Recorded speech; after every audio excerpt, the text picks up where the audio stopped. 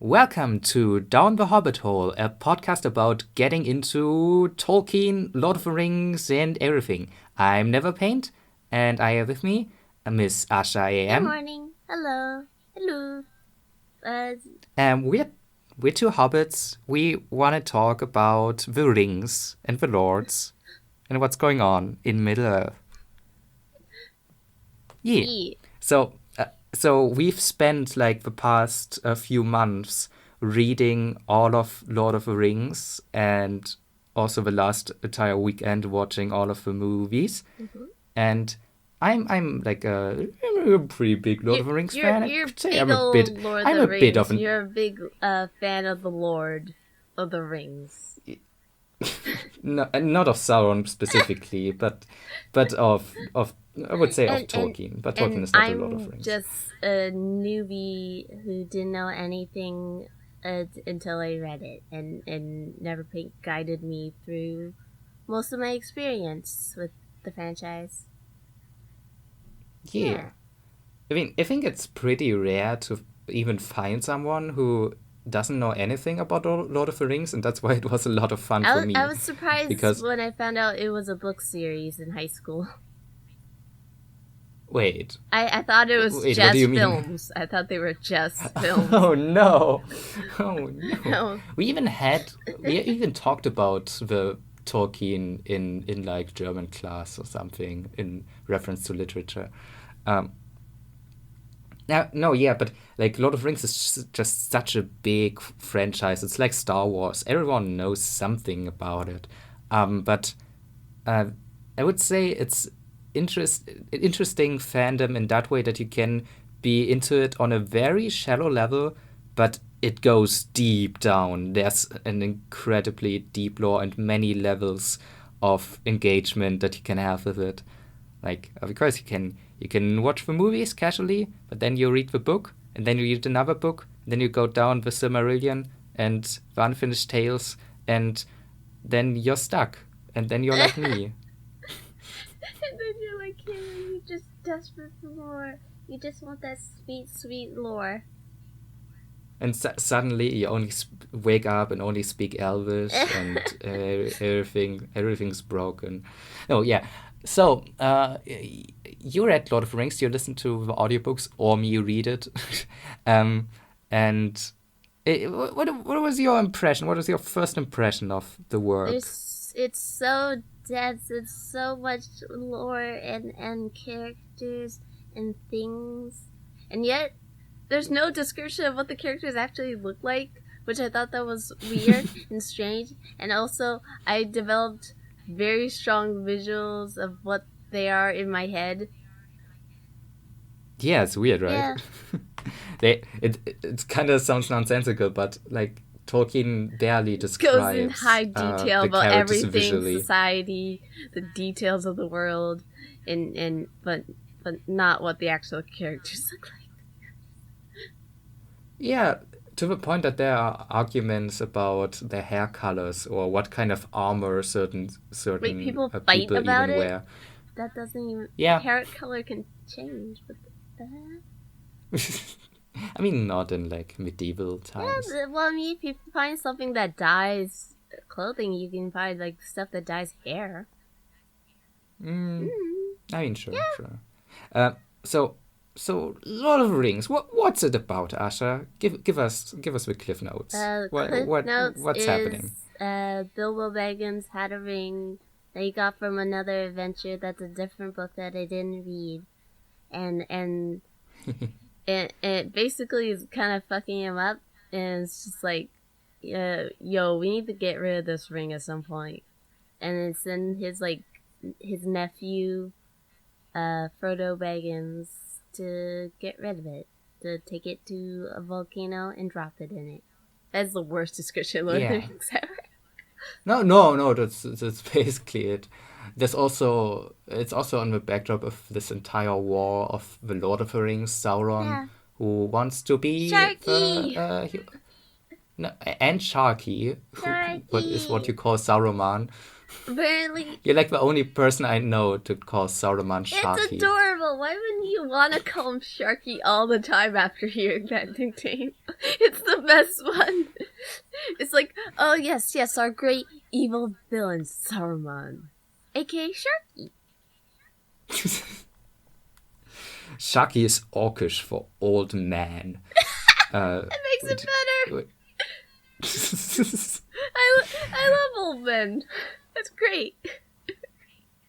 I think Shaku is old man or something like that. Sharky. Doesn't matter. So Sauron is this ancient evil who wants to take over Middle-earth, and he used to be way more powerful, but then he got defeated in a big battle, and his mighty weapon, the Ring of Power, was cut from his hand, and it then was lost for many thousands years, and then got found by hobbits. And that's kind of the big theme of Lord of the Rings, is like the little people getting involved. Person matters. It's like there's a bajillion people, a part of this war, part of this complex battle for what is, at the end of the day, just for a tiny ring. But it takes, every little person matters in it, even the hobbits. Yeah, and they end up becoming the most important people. Yep. Coming from nowhere, and what the fuck is a hobbit? What is that? Why is he so short? He can't fight. That's stupid. I don't know. What do you mean? They got resilient feet. They can walk around barefoot no matter what ground, and that's pretty impressive. If you ask me. Yeah. Ability to run away without shoes is advanced. I don't know if they wear shoes in the book, because Tolkien is so bad about actually describing their designs. I know in The Hobbit, Bilbo gets a pair of boots in Rivendell, and Tolkien actually drew Bilbo with boots a few times, but I don't think they mention it in Lord of the Rings ever. I mean, we don't really have to do more explaining. Lord of the Rings is it's obviously something that I would recommend to everyone who loves good stories. Just watch the movies. The book is kind of a time investment. It's 1,000 pages, but still, there's really good audiobooks online. I personally love the audiobook from Phil Dragish. I'm probably going to link it in the description, because it's a fan-made audiobook that uses sound design and basically voice imitation from the movies, and it has the movie soundtrack and just a lot of cool environmental sounds and stuff in it, and it's really fun. You can get it for free and download it on some website illegally. Or just listen to NeverPaint. But yeah, it's really good. To you, personally. Yeah, it was not recorded. Except for some. But yeah, if you have someone who wants to read it to you, that's also a recommended option. Get a Lord of the Rings nerd to read it to you. Definitely experience. Yeah, because I can explain. There was this meme that I would explain some kind of background information about the book. While reading it, that's a fact, and then about you. But the meme was that in the next paragraph, Tolkien would give the exact same explanation, because it's actually all very well thought out, and I thought you need more information, but no, he gives you everything. He's just unrelentless. You just don't trust him. You can't trust him to explain things. It's such a big book with so many moving parts. There's 500 characters. There's this whole world that has tons of different regions that we travel through and get described in incredible detail. Especially nature descriptions are 50% off a book. Maybe 20. But so you definitely have to like it, or be able to passively read over that. if you don't want to learn about all the kinds of herbs that grow in Ithilien or something like that. I just love the Hobbit Shire. I love Hobbit Land. It's inherently cool. Yeah. It's all it's great. It's all And all the hobbits are great characters. it's all nature, and they live in hills, and they have round doors, and they have like a strong gardening culture where they respect gardeners as the best boys. Yeah. Just wholesome. And then they smoke pipeweed and that. By the way, dear listener, if you hear like an annoying drilling sound in my audio sometimes, that's because It's like Gurren something Lagann. is drilling into my house. It's Gurren Lagann. Yeah. It's coming in to drill, pierce the heavens. I don't know of why your they. house. I don't know why they do that. I Oh don't know no, why it's they Sharky. would He's attacking. put holes in my. Oh no, not Sharky. Okay. So we want to keep this like under like an hour and a half. You could go into more detail so we later. can't. We can't talk about everything in detail. I just wanted to know like a few like key infos about your experience. So, who's your favorite character from the book? From the book? I mean, I always say it was like Pippin because okay, out of like the 4 hobbits, like just something about Pippin is like adorable and fun because like all the other ones are much older. But then Pippin's like Mary is not a that young. much older, but Mary isn't Pippin much is the older, but youngest. like Pippin comes off as like very young, immature kid tagging along, and then he becomes a great help, and I'm like, yeah, attaboy. but I like everyone. I like Gandalf. I like Frodo. I like Sam. What else do I like? Like the Faramir loses every other person in his life as second. Oh no. I mean, all the characters are so well developed, and you spend so much time with them that they just like, of course you like them. It's like they're family almost. Like the Fellowship of the Ring, except like I don't know. I mean, Legolas and Gimli are not as well developed, I guess. But yeah, or You really, get their really aesthetic thought out persona characters. just from what they do. Yeah. I definitely like all the Hobbits a lot. I also like Faramir a lot, who's the captain of Ithilien and in Gondor, and he's just a really cool guy. He's a real bro. He helps Frodo and Sam on their journey, even though they thought he might just capture them, and he's kind of like he's a warrior, but he doesn't want to. He only does it because it's like needed during that time. But he definitely thinks that like that gaining knowledge and wisdom is the most important part. But he's also a badass, and he's like hell yeah, good guy. It's definitely like you can tell that is like Tolkien's favorite. He's a favorite good boy. He's a good boy. Instead of Boromir. Well, that's why Boromir died. Spoiler. Yeah. That's definitely like Tolkien didn't like Boromir that much. Clearly, he is a lot more That's likable why he's in the named movies. Boromir. Haha. I mean, maybe. I mean, And that's why Tolkien is a Boromir linguist. is far better. Oh, I get it.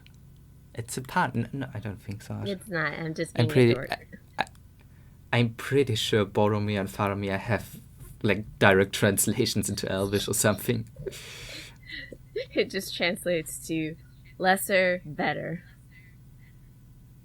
Yeah, probably. Wait, I can like look it up like right now. No. Oh. Okay, Boromir means faithful jewel. Oh. Interesting.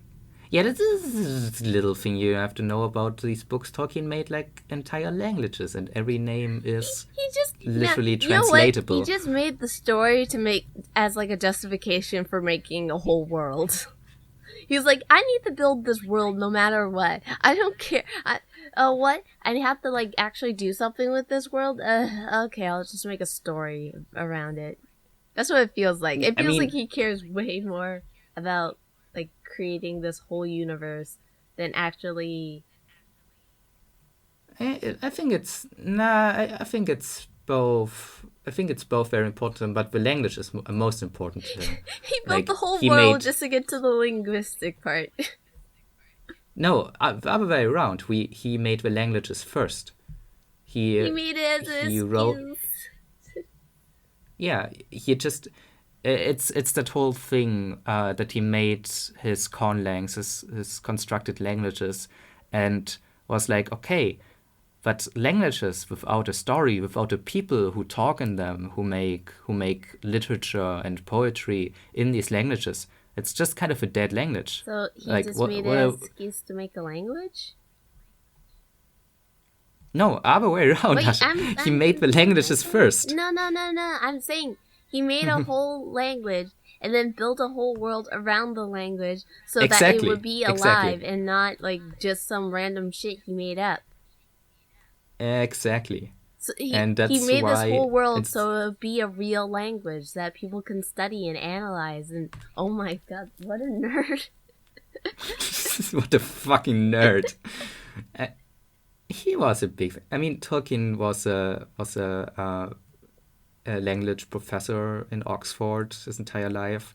Very interesting personality, important person, but he also just spent his entire life working on this universe. He's not really an author. Like, he is What one of does the he most famous do authors then? nowadays. But What did, I mean, he was studying like old literature, like oh, old English folklore, and like stuff like Beowulf and other things that escape my mind right now. And he's basically, an he's academic, just a scholar, a yeah, big brain yeah. boy. And then it just happened one day that he liked writing stories for his children. He wrote like a little good night story for his children called The Hobbit. And I think one of his friends like discovered that book and was like, "Well, that's good, John. We have to publish it." No, wait. I think it was called Ronald. I think people called him Ronald. Uh, Ronald, we have to publish it. It's good. And he was like, no, it's silly. It's just like a silly side thing I do. No, don't do that. Nobody wants to read that.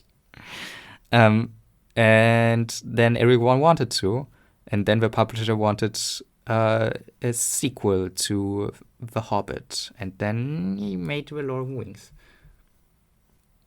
What a tale. Are you still there? Yes. Oh, hi. uh, I'm glad that we have it, though. It's like, how do you make, like, an epic like Lord of the Rings basically as your second real book? Because it's a very, very nice narrative where everything ties together in the end, and Well, I is guess if really you spend years just reading old literature and stuff, you get an idea for the structure. Or maybe he's been writing stuff that's right. and just throwing That's it right. out. You could be that kind of person.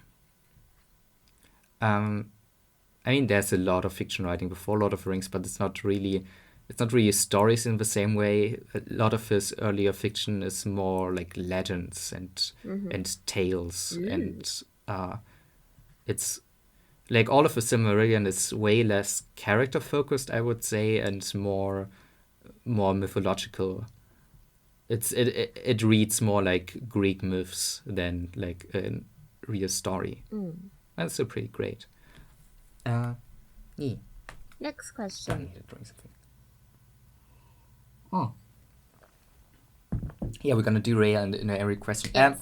Favorite location. I think you said that you like the Shire Yes. the most. I get it.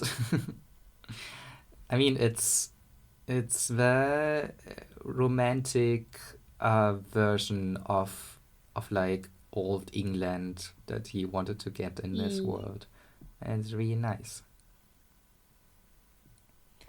What's yours? Let's get a Hobbit house. Yes. Oh no, we're already sitting in front of a Hobbit yeah, house. this is Hell our yeah. house. It's very nice. We got flowers. We got a bench and a pink door. What more can a girl want? I guess in that regard, I want to mention the movie's interpretation of the Shire because it is very pretty. It looks, I mean, the movie is like the best adaptation that the books could have ever had because they put so much love and detail into the sets and props and costumes and everything.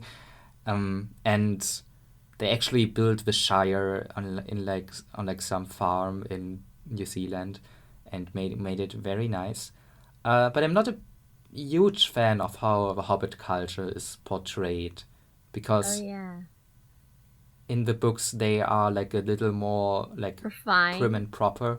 Yeah, like little noble. They're simple people, but they're like they simple are, but like proper still. Yeah, they think they're very important. They're very important in their culture and stuff. In their little universe. Yeah. He's a brandy buck. That's yeah. They care about like status and family, status and whatever. Yeah, definitely.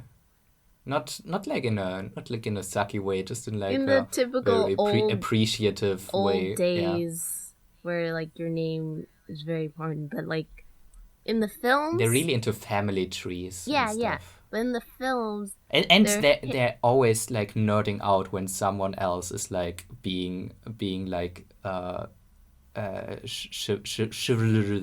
What's the word? Chivalrous. Yeah. But in the films, they're kind of like hicks. Yeah. They're just dumb. Not dumb, but like just silly folk. They're portrayed a lot more silly.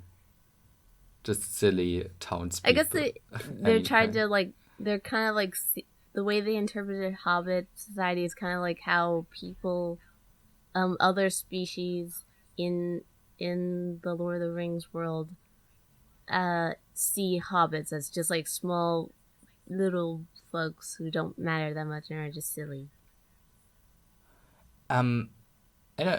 Yeah, that makes sense. It's also in the films. It's also portrayed a lot through like Bilbo's view on the hobbits, and he's kind of he's kind of disillusioned. Yeah. I mean, Bilbo himself is like fine and proper, and it's kind of disillusioned with like the Hobbit culture and their little worlds that they can't get out of, and it's like, oh no, we don't care what's happening beyond our borders. That's if you're only gonna get in trouble if you think about like the foreign things. They're very racist, definitely.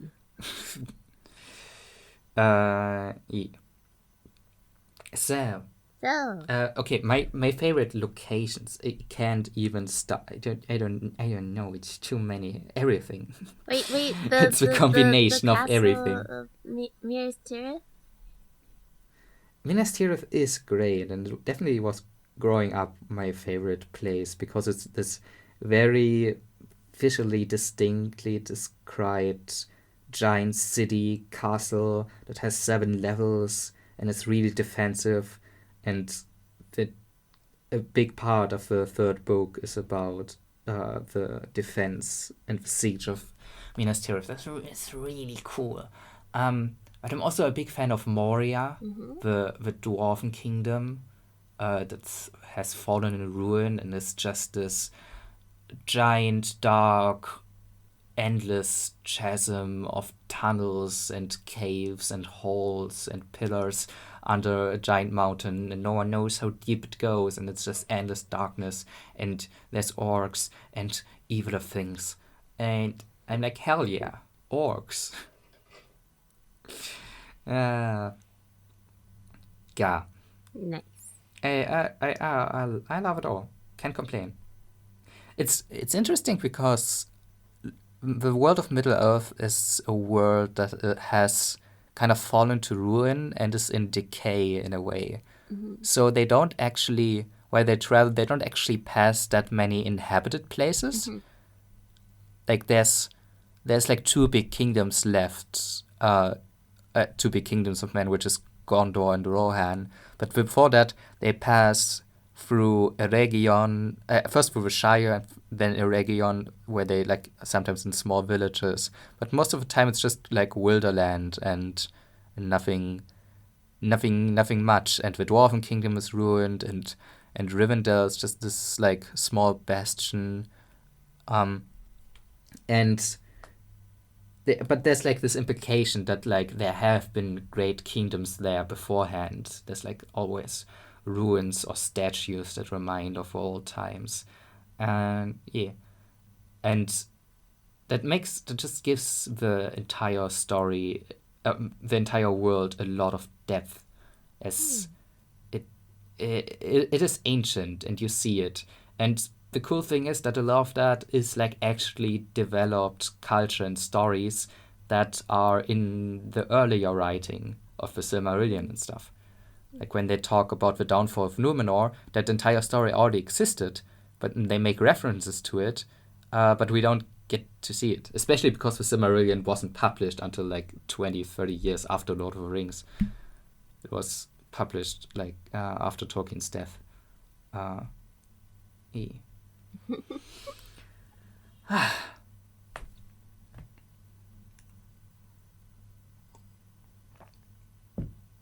That were good.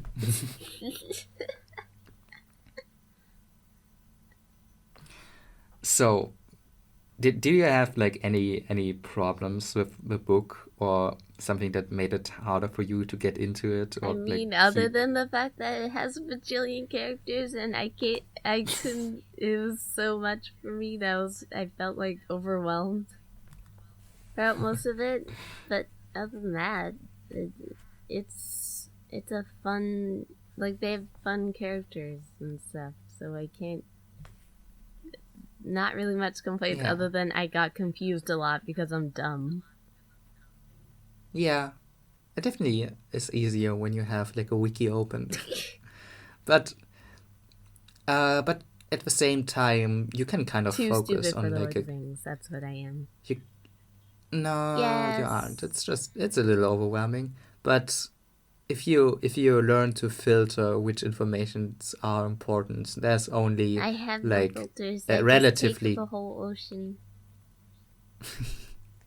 there's a relatively small cast of characters who actually do Yeah. things and are important.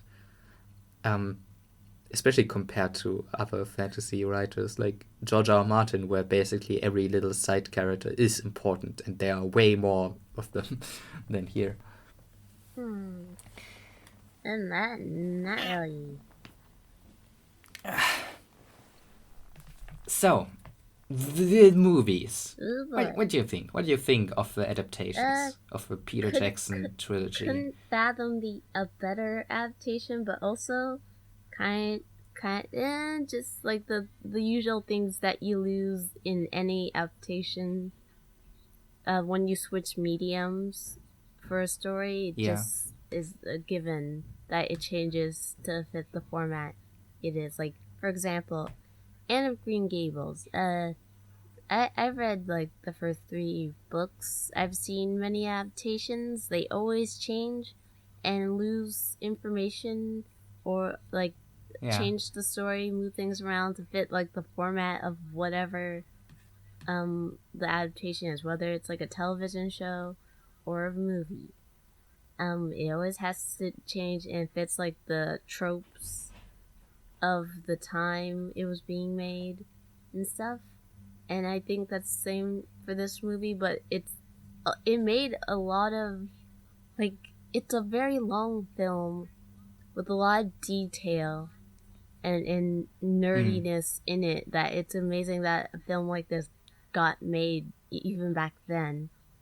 But yeah, it's still in the end, it's like it changed a few characters for the worse. For Pippin and Mary, who are basically the same character.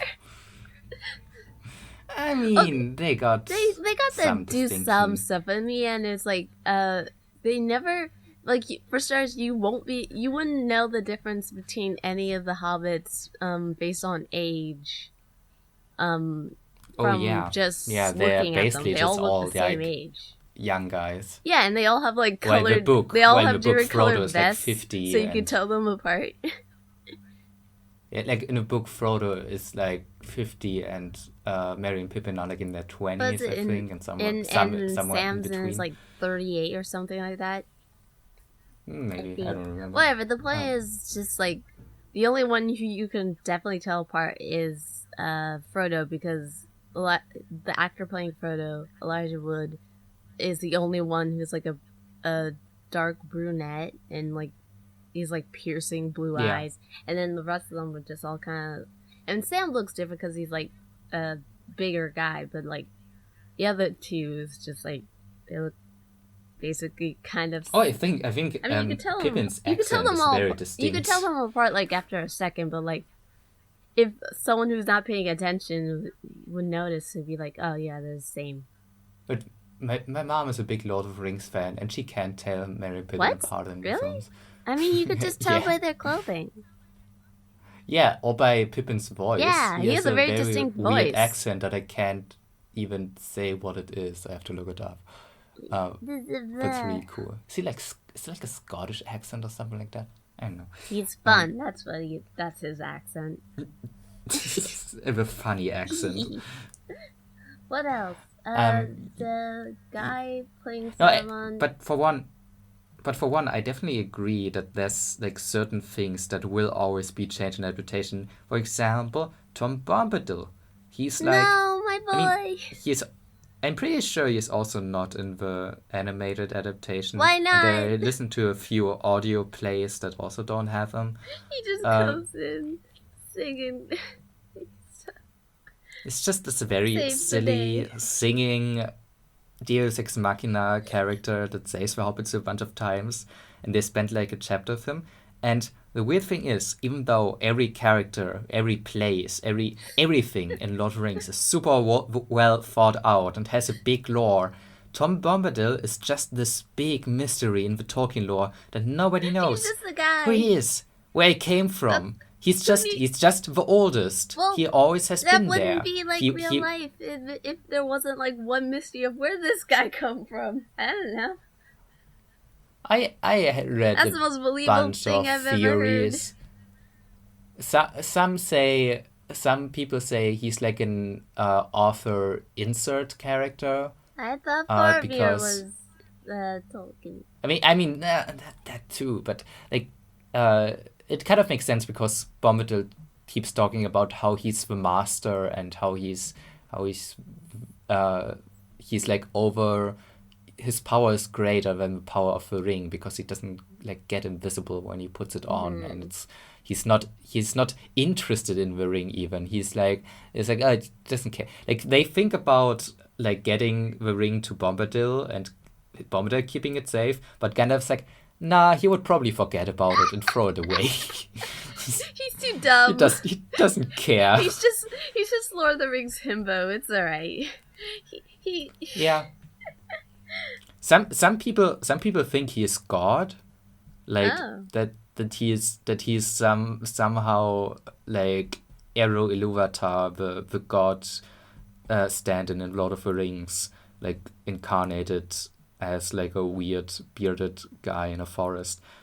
Could all be. Maybe he's just a fun character for children, which makes more sense to me. Just there, and you didn't think it through. Tolkien wrote a collection of poems about Tom Bombadil that got published as a small book. Tom Bombadil is just Tolkien's favorite OC that he didn't know how to put in the story. Literally, yes. I think Bombadil might have existed long before Lord of the Rings itself. I was right. I think it was just another character that he made up for his children or something, and yeah. That's adorable. I think that might be it. What else is there to say about the movies? Dang it, I want to talk about Sharky, aka Sarman, and the fact that Talk about Sharky. the guy playing Saruman, great. He apparently got permission. Christopher Lee. You told me he's the only person in the staff that actually met Tolkien, and he got permission to play Gandalf. But at this point, he's like people said, "Oh, you're too old to play Gandalf. You can do Sauron because like he has a history of." He looks too evil. Yeah, he looks too evil. His face is too evil. Oh, that reminds me of a different thing. I won't talk about that yet. But he's so good. He could have done either, and I would have been like, yeah, that's perfect. Like honestly, they could have switched roles. Like the guy playing Gandalf, the guy playing Sauron, just switched and be like, y'all look the same. Gandalf. Well, it's a little similar, but he's also Magneto in the X-Men movies, who is like a character that's like way closer to Sauron in a way, and he's great as that too. What else? The cast is generally amazing. Yes. Like they got a lot of these actors were like not very well known before the films. I mean, a lot of them were, but they got. I think Orlando Bloom, didn't he get popular because of these movies? No, wasn't maybe Pirates of the Caribbean later? I have no clue. I don't. I feel like Orlando Bloom exactly. Was already popular at that point, but whatever. Maybe Elijah Wood was in Flipper. Dolphin movie. He's also in the film Grand Piano, which I love. Oh. Was it later? That's later. Okay. No, it's a generally great cast. Except for one guy, that one guy playing the Elvish King. He just looks so weird. He okay. You mean Elrond? I think, yeah. The guy, like the elves are supposed to be this almost like beautiful, Aryan looking people. And then you just see this hard ass who looks like he's about to yell at you. Like and he kind of has like a double chin when he looks down, and his like eyebrows are permanently frowned at people. It's like, yeah, no, how is this man an elf? This is not what I meant. I think like you see all the other elves, it's just like gentle looking folk. You see Orlando Bloom, you see all of them, and they're all pretty and stuff, and then just him going. Yeah, I mean it fits his character very well. I mean, I guess if he's supposed to be a hard ass, but still, like he's supposed to be an elf. Guy. Maybe get someone with a gentler face. He's not a Kate Blanchett. He's definitely a good actor, but like his face. I love him in these movies. He's pretty. He's a good actor. Just cast it into a fire, destroy it. A sealed door. What else? No, he's good. I can't. My brain just went whoosh. Help. Yeah, it's a lot to take in. It's a lot to take in. We've been talking 40 minutes so far. What else did I say? They killed off Sharky. They killed off Saruman in a very different way than in the books, but it was also cut from a theatrical cut, which kind of upset Christopher Lee, I think, and he was like mad at Peter Jackson for a long while after that. Oh no! But he came back for the Hobbit movies to have a cameo. He haunted him in his dreams. Now he haunts. Oh god, no! That's very scary. Okay, wait. What? The films. We have to talk about the versions because there is the theatrical cut, which. Where like every film is like 3 hours long. Yeah. Okay. The theatrical cut is fine. It's good movies. They're a little tighter. They're a little faster paced. But there's also just a bunch of plot holes. Like for example, we never know what happened to Saruman after the second movie. He just disappears into his tower and is never seen again. And Treebeard. No, there's like a little line of dialogue that Gandalf says. No, Saruman has to stay in his tower. Just guard him, Treebeard, please. And like, okay, he's just gonna stay there. He has to stay in the corner. Yeah. And think about when he's dead. It's a little unsatisfying. Because of this corner. But then there's the special extended edition, which came out like probably like 1 or 2 years after the movie releases, and these cuts are like all like around 4 hours long or more. No, not more. I think they're mostly like 3 to 4 hours. But in the end, it takes a good 12 hours to watch all of them. Because I did it a bunch of times. I did it once. And did you feel like there was unnecessary scenes or material that is obviously other than cuttable? the scenes with what's her name? Erwin? No, wait, I'm getting the two women have similar names. Oh no, the Elven. Arwen. Yeah, Arwen scenes in the sequels feel mildly unnecessary. Oh god, the one plot in the last film there is like apparently she's dying, and then they forgot, and then she was just fine, and it's just like what? Yeah, what was the point of that? That's the most stupid part. What? No, I get. I explain you a point. They wanted to have her in it, but wouldn't an easier way to just have her join the fight? Yes, Asha, that's something that way they actually. Easier? That was actually shot. Oh. But they decided against it then because she could Arwen just assisted. Gets a big. She could just like.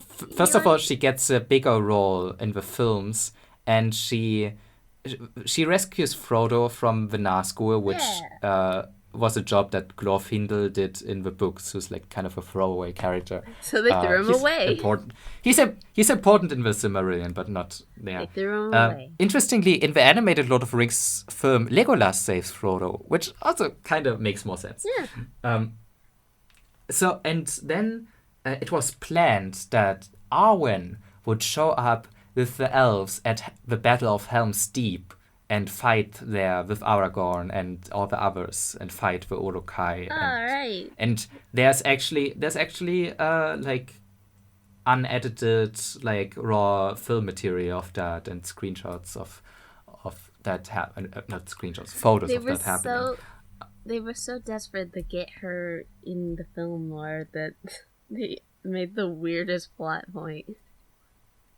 Yeah, it kind of sucks that she's just kind of dying because her light is fading because Sauron is growing more powerful. It's the dark I don't know how she's connected to that at all. But she's bright and guess she's just light, losing hope. And the darkness is coming for her. Oh no. The spook. But also great cast. Yes. Like they couldn't find a more pretty elven lady for that. She is for very that role. Pretty. Yeah. So interesting that you say these scenes specifically because I'm pretty sure these scenes were not extended. I wouldn't be. They are in the film theatrical cut. What? Yeah. Oh my god. That's all. I just imagine they like filmed it all at once. They could just film it all one day, just her like lying down. Looks dramatic. Yeah. No, there's a bunch of things that I don't know. There's a lot of character building scenes or just like additional action scenes that got added, but also just very nice entire scenes that really need to be there. To the point that I'm weirded out when I watch the theatrical cut and like, why is that not there? One scene that I thought was very weird change in the film adaptations, Treebeard, the way they kind of wrote it. Oh yeah. They wrote it in a way that is like, Pip and Mary are bored by them, rather than just like annoyed. Being annoyed and done with him and thinking he talks too slow, rather than thinking he's cool. Yeah, in the books they were way more enchanted by his stories. It's a giant tree man talking. I want to hear everything he says. Yeah, I mean, I think it works in the films fine because they are way more concerned about their friends and are way more pressing on the matter of getting the Ents help in the war. But also the Ents don't really want to go to war in the film. In the books, they are already set on going basically. They actually are just like Treebeard is like oh yeah we're gonna do it, we're gonna fight, and it's fine. And in the movies, he's way more like resistant, and he needs to get tricked uh, into joining the Into fight. fighting. But the climax of that though, when the Ents storm Hey! Isengard, that is one of the greatest scenes of cinema. Dude, Like, easily. tree war. Just an army of giant trees storming like this fucked up industrial place and destroying everything and smashing orcs left and right and throwing rocks and whoa, and set to a wonderful Also, score. there's like different scene. Sam, in the last film where Frodo, Sam, and Gollum are all climbing up. They're climbing to like get the ring to the thing, and the weird jealousy between Gollum and Sam was just different. That was It a was little more hammed up. petty. Like Sam was actually worried that Gollum was gonna steal Frodo from him. It's just like, dude, he's crazy. Don't worry. Yeah. Why are you mad, bruh? I know you're tired. I know you're hangry. The But kind of- no. And then there's a part where Frodo and Sam split up, which is kind of So film. it's very film. It doesn't really make any sense Yeah. that Sam has to walk back now. Time to go like, because home why? all on my own through this dangerous path. Wait, you can't do Sure. that. This is a life or death mission. Yeah, that's pretty stupid. Speak of Gollum. Oh, the additional scene with him. The flashback that they made up originally for the film, right? It is a flashback that is like, I mean, there's Gandalf tells that story of that scene basically in the early in the books. He tells it to Frodo when he tells him everything about the ring. But yeah, that's a really nice scene. But I just wanted to talk about like the wonder that Gollum Smeargle is in general. Oh, yeah. Go ahead. As a CG mocapped full on very realistic feeling character. He was the first. I mean, nowadays it's kind of oversaturated. Like every big science fiction fantasy blockbuster movie has a character like this. But the funny thing is, a lot of them are still played by Andy Serkis because he's kind of the expert.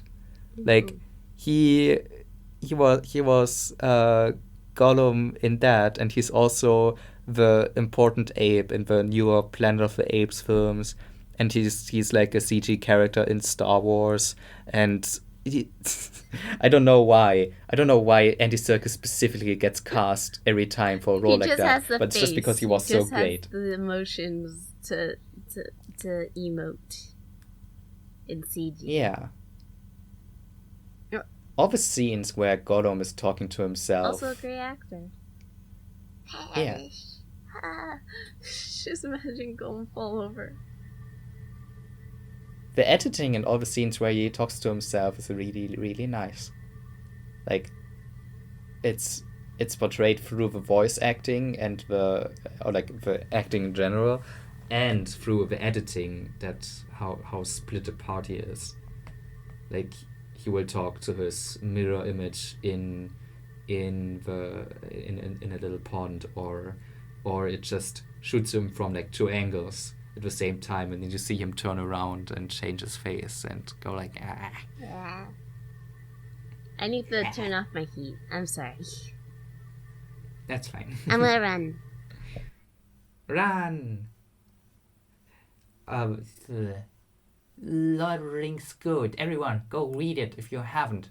Go watch it if you haven't. Lord of the Rings, your wings. Hey-ya, hey-ya. Actually, thought it might be a good idea to make a weekly podcast about every chapter of Lord of the Rings, but I don't have time for that. but I'm pretty sure it already exists somewhere.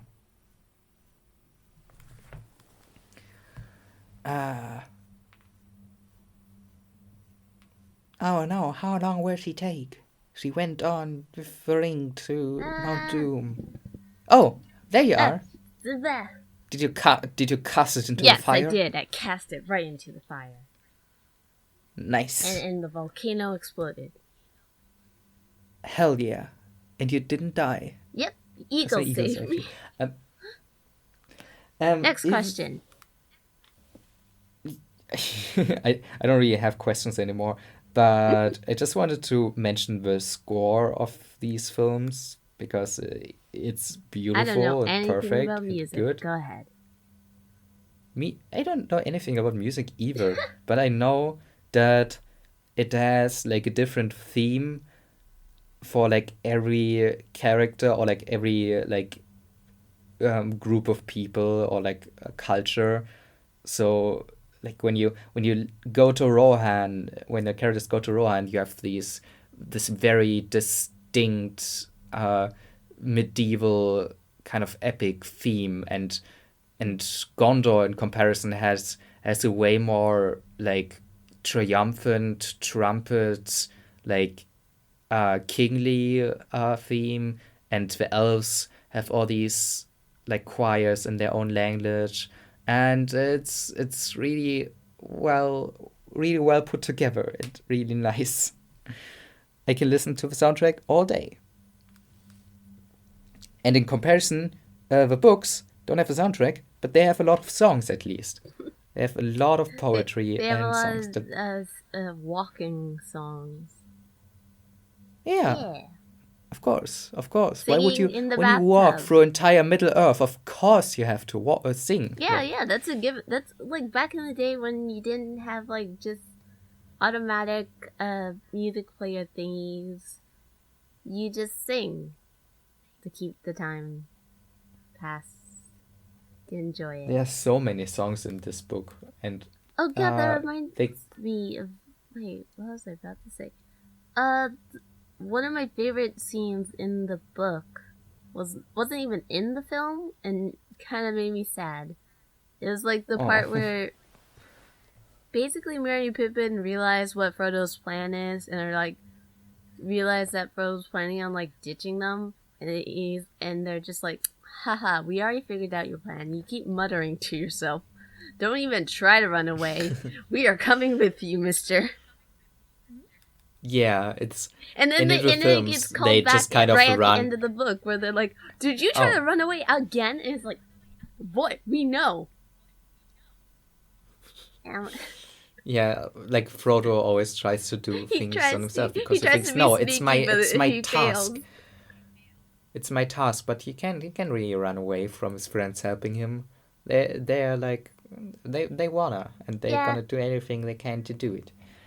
in the films they Uh, just kind of bump into Frodo and Sam, and they just kind of tag along with no real reason, and they're just like included in yeah, the end of the film, and it's just like, okay, whatever. like the more you talk about it, the less I like Merry and Pippin of the I'm films. sorry, Even I'm though sorry. I just really liked Merry and Pippin in the books so much that like yeah, the more when I watched the films, I was just like, wow. I know you like said don't expect much from Merry and Pippin from the film, but like I wasn't expecting to lose out on so much the little details that I liked about them.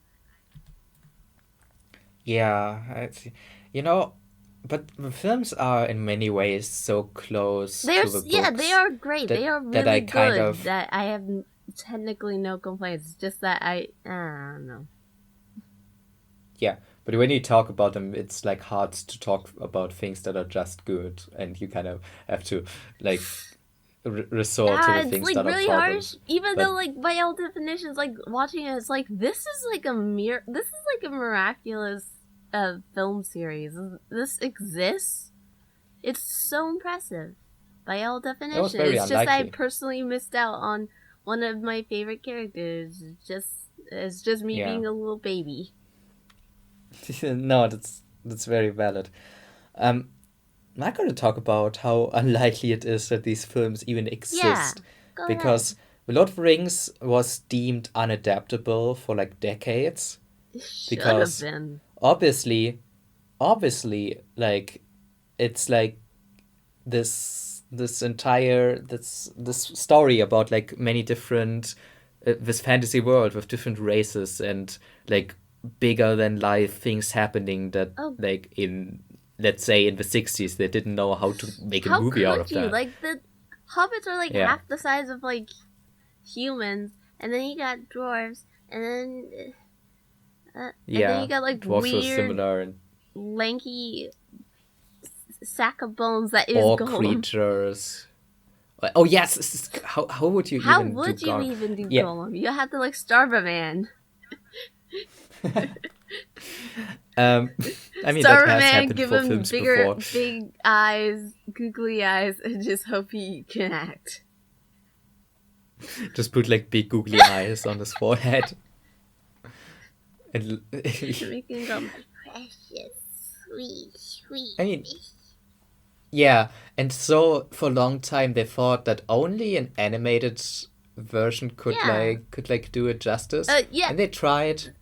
Didn't really work You know what apparently. I think it could They have been adapted as? It could have been like a world masterpiece theater. If you don't, for you guys oh don't yeah know, it's like there's this older like animation thing in Japan where it's like adapting old classic books. They did an adaptation of Anne of Green Gables. I think they did adaptation of Heidi. They did adaptation of yeah Romeo's Blue oh Sky.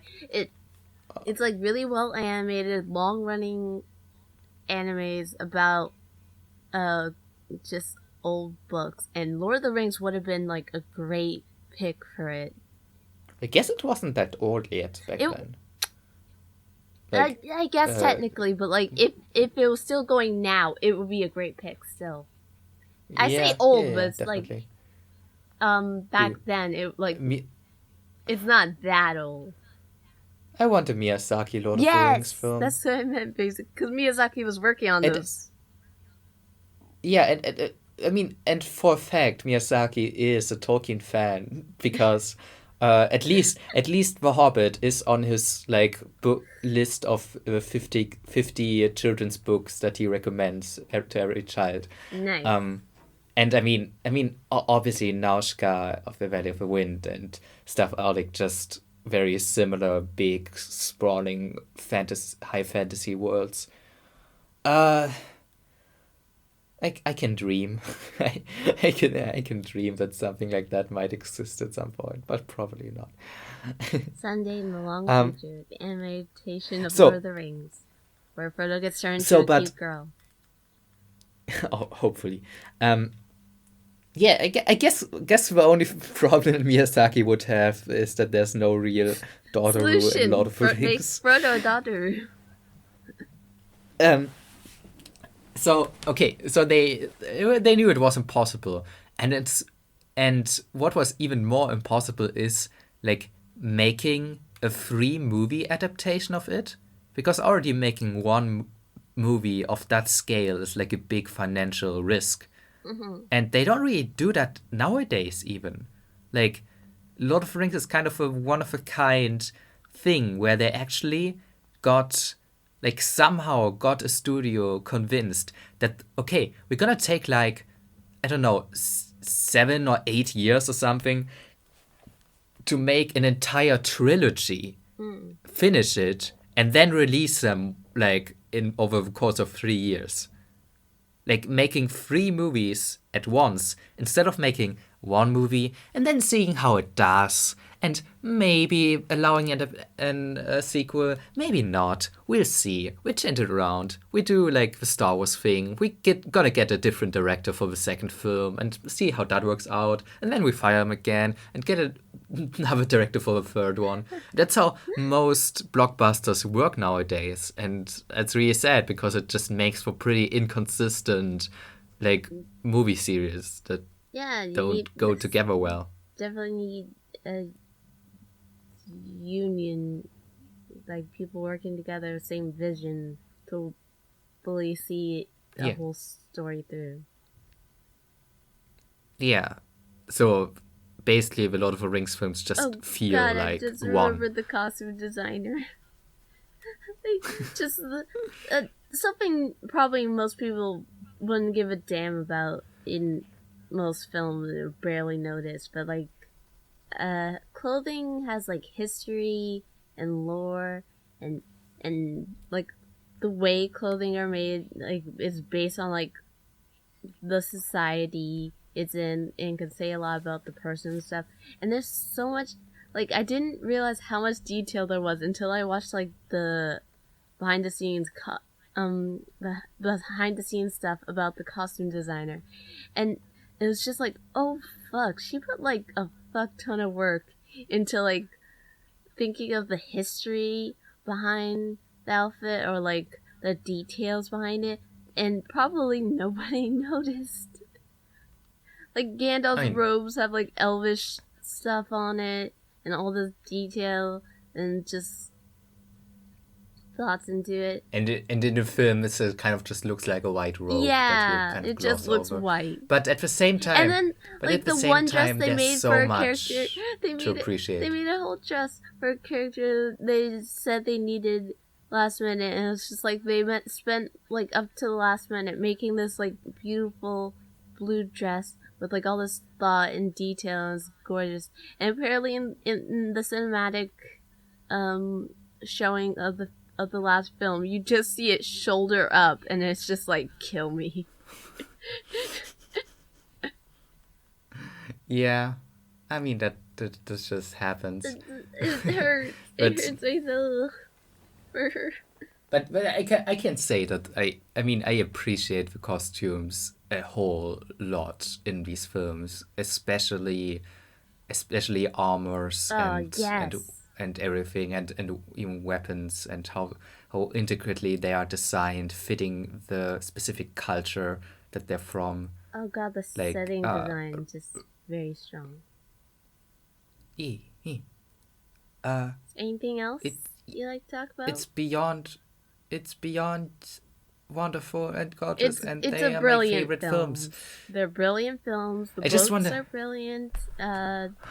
There's this even like with my nitpicks like this I can't fathom anything. I wish there were more films with this much heart and effort into it. No complaints really. Yeah, Even though like I had complaints, yeah. those just nitpicks. That's just personal. That's just something I take personal. Is don't worry, you did a brilliant job. You don't need me to tell you that you're wonderful. There Everybody are. worked on the film. I wish that there were more Hollywood movies like this. Yeah, but they're never. But Definitely. again, they're gonna be too scared to like do an original franchise Yeah. and just adapt it. Big, like creative projects Big creative will projects always with be a great thoughtful risk. detail that people could get invested in. But then they're just gonna see it as, oh yes, brand recognition. It's just like, no, you gotta make a new franchise and make more and make people dedicated fans of it. That's where the money is. Yeah. Interesting thing. The studio who did all of Lord of the Rings, Weta Workshop, they are of course that made them really popular, and they've been kind of working on almost all big like fantasy sci-fi films since then. And it really, I mean, they worked on Avatar, for example, or The Last the Airbender. King Kong. No, not the one, the blue one, or the what's it called, the King Kong, the King The Kong King films, Kong. or I think Planet of the Apes, and the World of Warcraft film, or stuff like, or even like kind of failed franchises like Mortal Engines, which came out like 2 years ago, and there's still this incredible amount of like craft and detail in these films that works. That's all great, but then it's kind of like the stories are just not that The stories great, aren't worth it. or they're just like one part of a series and the next parts never get made, like Alita Battle Angel. Aww. Oh. which is Wait, did they do Aelita? definitely as well? if Yeah. and damn, Alita's costume is like, I mean, Alita's Her body. like mechanical body Her is body. Nice. Her robot is body. very beautiful and nicely designed, is what I'm Yes. saying. Very good. And I just wish these very talented people would make more good They would movies. get a good film to work on for once. But that requires I don't even know Hollywood to be good. I don't even know if they're involved in the Amazon Lord of the Rings show that's getting made right now. But at least they're also shooting New Zealand. Oh yeah, that's what I wanted to talk about quick. Where to go from here? Like, okay, you read the books, you watch the movies, but there's more. It's a pretty big franchise. Yeah. So first of all, in the direction of the movies, of course, there's the Prequel Trilogy that came out in the 2010s, The Hobbit, which are not as beloved as Lord of the Rings, definitely, also not by me. But they're definitely watchable, like very watchable. I wouldn't say they are must watch, but they got a lot of the things that made Lord of the Rings great. It's just not, they're just not on the whole not as good, because like the writing kind of falls apart in places. But if you want more of that world and the characters, because it has some of the same characters like Gandalf and stuff, they're really good. And Martin Freeman as Bilbo Baggins is amazing as a cast choice. Then there's, of course, the animated movies, which I'm curious about because I haven't seen them. And then there's also a bunch of weird, like, low-budget fan-made films, like Hunt for Gollum and Born of Hope, which are neat watches. They are just, like, little side stories, like about Aragorn's parents or something. They're pretty cool, but like obviously like not very well made. And then on the book's end, you have like a whole like deep pool of lore that you can like jump down and drown in, if you choose so. I mean, there's on the one hand, there's like The Hobbit, which is like the more children-oriented tale. On the other, there's like the whole like mythological Silmarillion world, which is definitely harder to read than Lord of the Rings, but still really good, and also has really good audiobooks. So also, big recommend for me.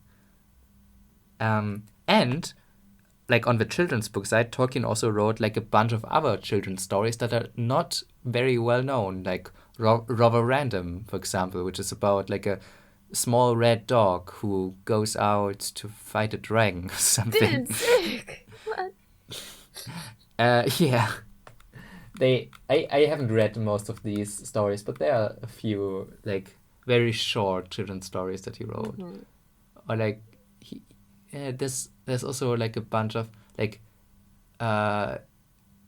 his letters from Santa Claus, for example.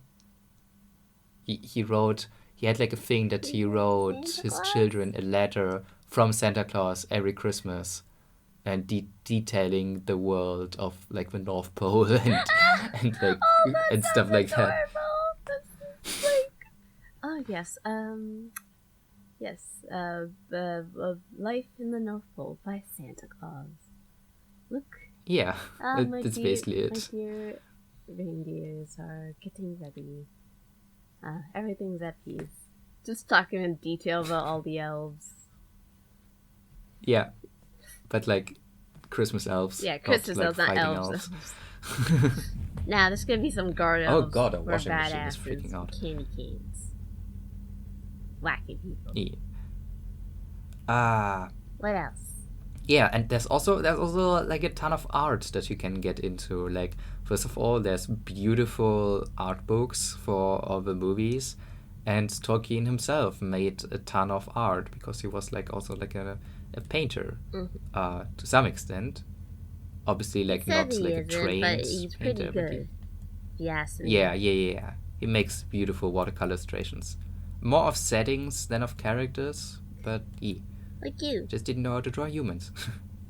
Wait, What? wait, No, no. I can You can draw draw humans humans. more. You can draw humans, but I meant Sometimes. like your specialty is backgrounds. I guess, yeah. Yeah, it's your specialty. Don't knock on yourself. Let Yeah. Yeah.